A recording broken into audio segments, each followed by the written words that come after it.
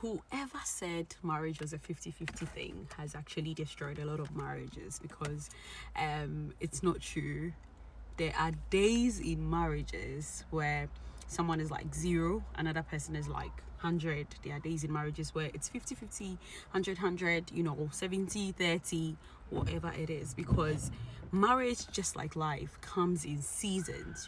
There's a season where one spouse is down, one spouse is up there, and the most important thing that keeps a lot of marriages, happy, thriving marriages, going on is that in any season that you find yourselves in as a couple, you all pull yourselves together and you bring all that you have, whether it's the 0%, is the 100%, is the 80%, 50%. You all ensure you're bringing it together to make sure that the marriage works.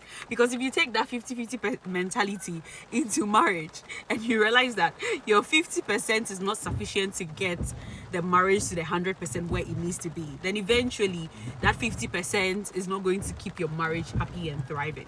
But with the mentality that whether you have the 10% or the 90%, you're bringing your all into the marriage is the most important things. There are days where I'm tired, I can't even pray, and my husband has to do the praying. There are days where I'm down there financially. There are days where he's down, and I had to pick up myself. There are days where emotionally, we are all scattered, but then we pull ourselves up, and then we know that bringing ourselves together is what is going to push the marriage or cause the marriage to keep thriving. So don't listen to anybody who says, oh, bring your 50-50 into marriage. It's 50 here, 50 there. Just keep in mind that all that you have is all that you're supposed to invest in your marriage, or even into every venture that God puts into your heart.